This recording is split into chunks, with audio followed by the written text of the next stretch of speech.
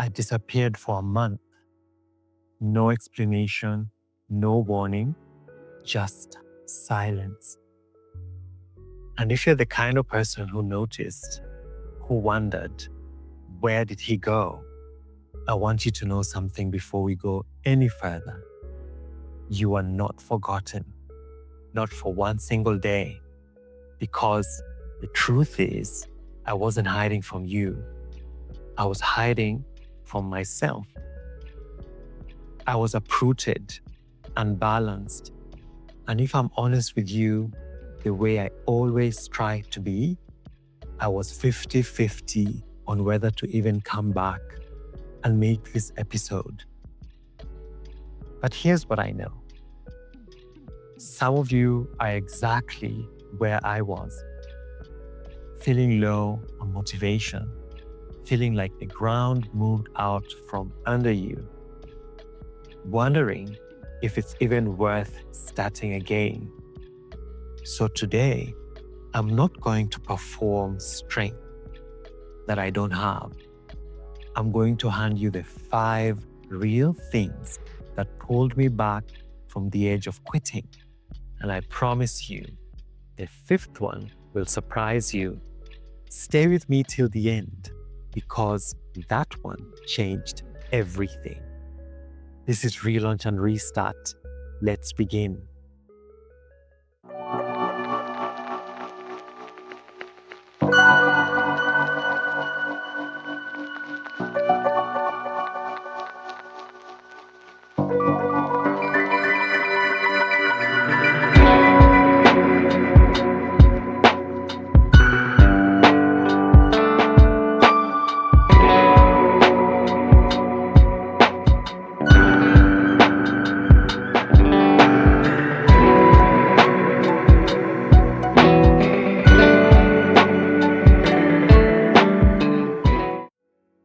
For those of you meeting me for the first time, welcome. And I mean that warmly. My name is Jeffrey Musa. I'm a storyteller, fascinated and inspired by the human experience. The quiet and glamorous, deeply human moments that shape who we become. I'm a wellness and self-development guide, and I'm the creator of this space, Relaunch and Restart, with Jeffrey Musa. My work is simple in purpose, even when the journey isn't. I help people identify and understand their emotional wounds and how they form, how unprocessed trauma quietly holds us back from the full life we were made for. And I walk alongside those who are ready to become a more fulfilled, more whole, more improved version of their best selves. If that's you, even a little bit today, you're exactly where you need to be. Coming up, why I really disappeared, what almost made me quit for good, and the 5 things that brought me home to myself. Stay tuned, because the next segment might be the one you needed most. Let me tell you the truth plainly. A little over a month ago, I gave you 2 mega episodes.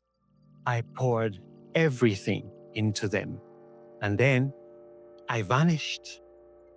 Partly because moving across the country to return to my hometown was more draining than I expected.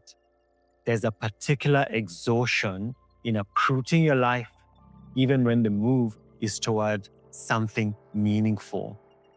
Even a homecoming can feel like a small death of the life you had before. But it wasn't just the move. It was the melancholy that crept in, that quiet, aching sense that the things I truly want keep drifting further away, not closer. It was the uncertainty of these times we're living in. It was moments of feeling profoundly alone, even in a room full of people, even in a city full of strangers who used to be neighbors. The Stoic philosopher Seneca once said something that I return to again and again. He suffers more than necessary who suffers before it is necessary. I was living in the country of what if, a country with no borders and no relief. And yet, even in that 50-50 place, one line kept surfacing in me like a heartbeat. I dare not lose sight of the destination, despite the changing and varying paths to get there. That line didn't fix anything, but it kept me from closing the door completely.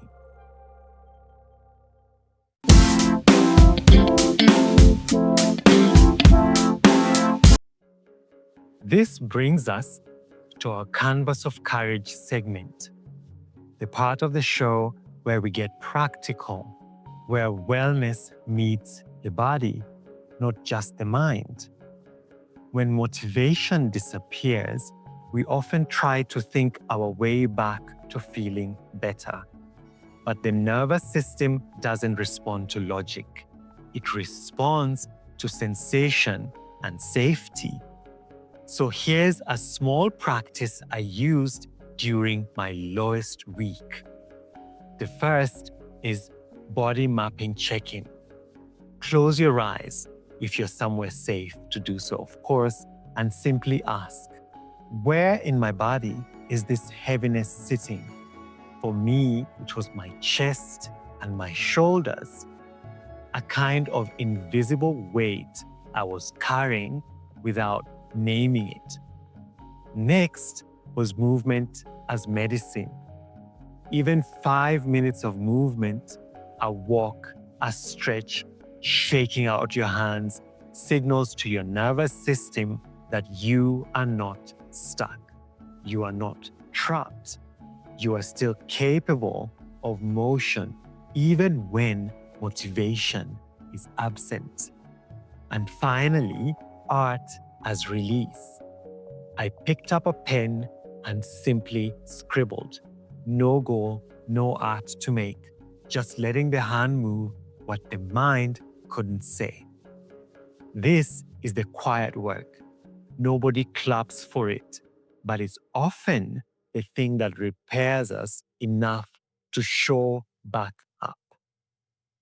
Coming up next, the 5 things that actually brought me back. And I promise you, number 5 is not what you'll expect. Before we get into that list, I want to read something sent to us at stories@jeffreymusa.co.ke. This comes from someone I'll call Acheng, though her name has been changed to protect her privacy. Jeffrey, I've watched every episode since episode 14. When you went quiet, I actually started to worry. Not just about the channel, but about you as a person. I realized I had started to look forward to your voice the way I look forward to our friends. When you disappeared, I felt a small grief I didn't expect. I hope you're okay. And if you're not, I hope you know someone out here noticed and cared. Oh, Acheng, if you're watching, thank you. This episode exists because of people like you. You didn't just watch a show, you reminded a tired man that showing up matters. This is exactly what I mean when I say you were never forgotten. I want to speak to every person like Acheng right now. If you've ever felt low, lost, uncertain about your path, the next few minutes are for you. And if you've been sitting with something heavy, a loss, a transition, a version of yourself you're grieving, send me your story at stories at jeffreymusa.co.ke.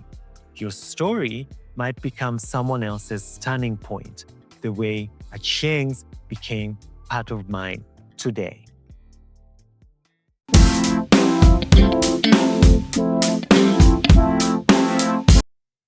Let's get into it. These are the 5 things that kept me going through this difficult transition, and that I believe can do the same for you. Firstly, I gave myself permission to grieve the version of my plan that didn't happen. Not every dream arrives on schedule. The Japanese have a concept, mono no aware, an awareness of the impermanence of things and a gentle sadness in that truth. I let myself feel that sadness instead of outrunning it. Secondly, I returned to the people and places that remembered who I was before the noise. Sometimes healing isn't about moving forward at all. Sometimes it's about returning to your roots. Literally, in my case, to remember the ground you stand on. If any of this is resonating with you right now, comment the word motivation below. I read every single one, and it would be nice to know that I'm not just speaking into silence. Another one that carried me, I stopped measuring my worth by the algorithm's memory of me. A Kenyan proverb says, haraka haraka haina baraka. Hurry has no blessing. I had to release the pressure of staying relevant and trust that meaningful work outlasts a momentary silence. To add to that, I leaned on stillness instead of running from it. Marcus Aurelius wrote, "You have power over your mind, not outside events." Realize this and you will find strength. I couldn't control the uncertainty of these times, but I could control how I met it. And lastly, the one thing that changed everything, the one I promised would surprise you, I stopped waiting to feel ready before I started again. I always believed motivation had to come first and action would follow. But it's the reverse. Action creates motivation, not the other way around. I didn't feel ready to film this episode today. I still don't fully, but I pressed record anyway. And something shifted the moment I did. Not because circumstances changed, but because I proved to myself that I could move even in the fog. If you take one thing from this entire episode, let it be that. You do not need to feel motivated to begin. You only need to begin, and motivation will meet you halfway. If this episode found you at the right time, do me one favor. Like this video and subscribe if you haven't yet. It helps this message reach the next person who needs it, the way it reached you today. Before I close, I want to pause and speak directly to the ones who never left, the ones who watched every single episode, even the 2 mega episodes before my silence, even now, to my supporters who show up week after week in comments and shares and quiet consistency, thank you. You are the reason obscurity was never really an option for me. You are proof that showing up, even imperfectly, matters to someone. This channel is not mine, it is ours. And a reminder, the wisdom in this show doesn't expire.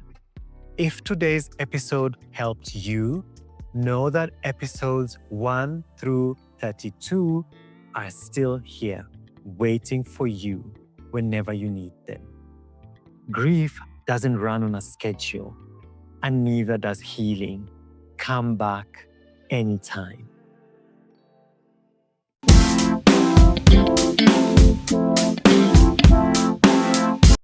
There's an old proverb.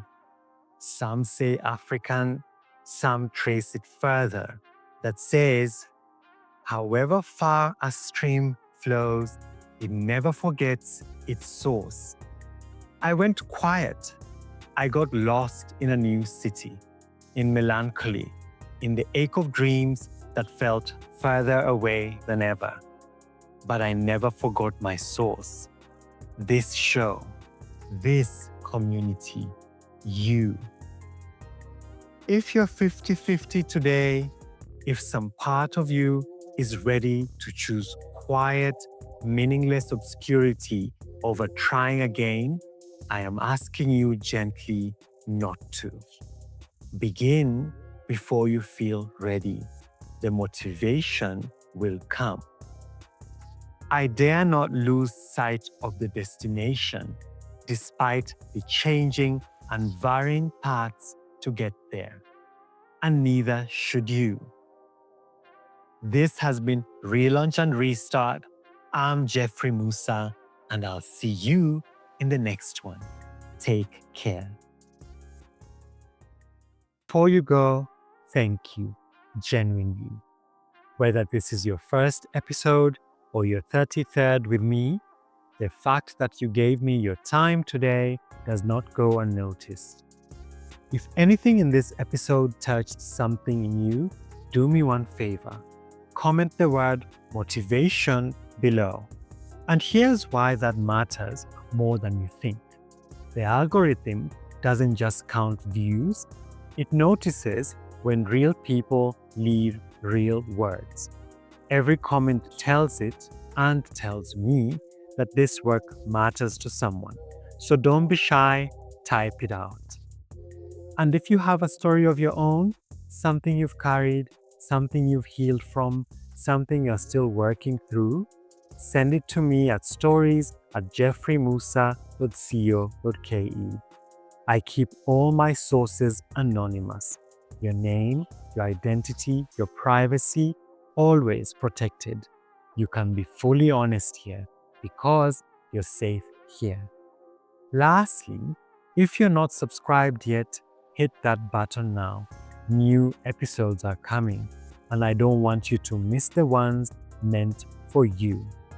Also, as always, remember to like, share, and once again, leave a comment.